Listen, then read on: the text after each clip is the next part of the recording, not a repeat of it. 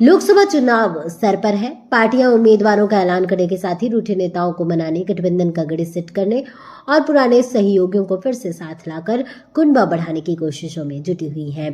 केंद्र की सत्ता पर काबिज राष्ट्रीय जनतांत्रिक गठबंधन यानी कि एनडीए का नेतृत्व कर रही भारतीय जनता पार्टी यानी कि बीजेपी ने इन चुनावों में अब की बार 400 पार का नारा दिया है। अब पार्टी इस नारे को चुनाव नतीजे में तब्दील करने के लिए पूरब से पश्चिम और उत्तर से दक्षिण तक समीकरण सेट करने में जुट गई है। बिहार में नीतीश के नेतृत्व वाली जनता दल यूनाइटेड यानी कि जेडीयू, यूपी में जयंत चौधरी के नेतृत्व वाली राष्ट्रीय लोकदल यानी कि आरएलडी, कर्नाटक में एचडी देवगौड़ा के नेतृत्व वाले जनता दल सेक्युलर यानी कि जेडीएस के एनडीए में वापसी के बाद अब ताजा अपडेट आंध्र प्रदेश और उड़ीसा को लेकर आ रहा है। आंध्र प्रदेश में चंद्रबाबू नायडू के नेतृत्व वाली तेलुगुदेशम पार्टी यानी कि टीडीपी और उड़ीसा से सत्ताधारी नवीन पटनायक के नेतृत्व वाले बीजू जनता दल यानी कि बीजेडी के एनडीए में शामिल होने की चर्चा जोरों पर है। बीजेपी और बीजेडी में दिल्ली से भुवनेश्वर तक बैठकों का दौर चल रहा है। आपको बता दें कि बहुत जल्दी लोकसभा चुनाव होने हैं। वह ऐसे में सभी पार्टियां चुनाव की तैयारियों में लगी हुई हैं। पीएम मोदी के हालिया उड़ीसा दौरे के दौरान उनकी नवीन पटनायक के साथ अच्छी केमिस्ट्री नजर आई। दोनों नेताओं ने एक दूसरे की जमकर तारीफ की। बीजेपी और बीजेडी गठबंधन के ऐलान को अब महज औपचारिकता बताया जा रहा है। वहीं चंद्रबाबू नायडू के भी 7 मार्च को दिल्ली पहुंचकर बीजेपी अध्यक्ष जेपी नड्डा और गृह मंत्री अमित शाह से मुलाकात करने का कार्यक्रम है। आंध्र प्रदेश में लोकसभा चुनाव के साथ ही विधानसभा चुनाव होने हैं और टीडीपी चाहती है कि जल्द से जल्द गठबंधन को मूर्त रूप दिया जाए। फिलहाल टीडीपी का आंध्र में पवन कल्याण के नेतृत्व वाली जनसेना पार्टी के साथ गठबंधन है और दोनों ही दल संयुक्त उम्मीदवारों की पहली सूची भी जारी कर चुके हैं। बीजेपी को पहली बड़ी सफलता बिहार में मिली। विपक्षी एकजुटता की कवायद के सूत्रधार नीतीश की पार्टी जेडीयू ने विपक्षी गठबंधन से किनारा कर एनडीए में वापसी कर ली। यूपी में पश्चिमी यूपी की राजनीति पर अच्छा प्रभाव रखने वाली आरएलडी भी एनडीए में आ गई, तो वहीं बीजेपी कर्नाटक में जेडीएस को साथ लाने में भी सफल रही। ये तो ही पार्टियों के एनडीए में आने की बात। छोटे स्तर पर भी बीजेपी ने दूसरे दलों के नेताओं को अपने पाले में करने के लिए भी राज्य स्तर पर स्क्रीनिंग कमेटी का गठन किया है।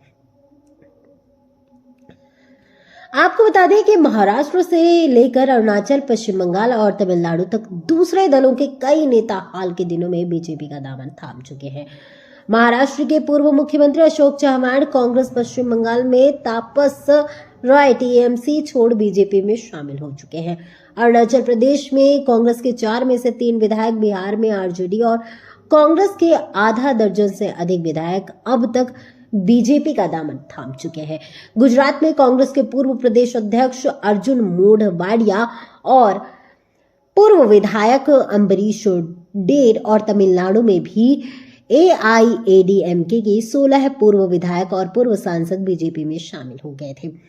एनडीए में जिस तरह साथ छोड़ गई पार्टियां वापस लौट रही हैं, पंजाब में शिरोमणि अकाली दल की वापसी को लेकर भी चर्चा होती रही है। तेलंगाना चुनाव में हार के बाद केसीआर के नेतृत्व वाली भारत राष्ट्र समिति यानी बीआरएस के भी बीजेपी के साथ आने की चर्चा है। हालांकि अकाली दल के नेता एनडीए में वापसी के अटकलों को नकारते रहे हैं। यूपी में विपक्षी समाजवादी पार्टी यानी कि सपा के चीफ व्हिप रहे मनोज पांडे, पवन पांडे, पूजा पाल समेत 7 और हिमाचल में कांग्रेस के राजेंद्र राणा समेत 6 विधायकों ने बीजेपी उम्मीदवारों के पक्ष में क्रॉस वोटिंग की थी। इन सभी के भी बीजेपी में शामिल होने की चर्चा है। केरल में एक एंटनी के बेटे अनिल एंटनी के बाद अब एक और पूर्व सीएम के करुणाकरण की बेटी पद्मजा वेणुगोपाल भी बीजेपी में आ रही है। यह पूरी जानकारी आपको कैसी लगी कमेंट बॉक्स में कमेंट कर जरूर बताएं और इस वीडियो को ज्यादा शेयर करें, लाइक करें और चैनल को सब्सक्राइब करें और हाँ, बेल आइकन दबाना बिल्कुल भी ना भूलें जिससे कि आपको नए अपडेट्स मिलते रहे। धन्यवाद।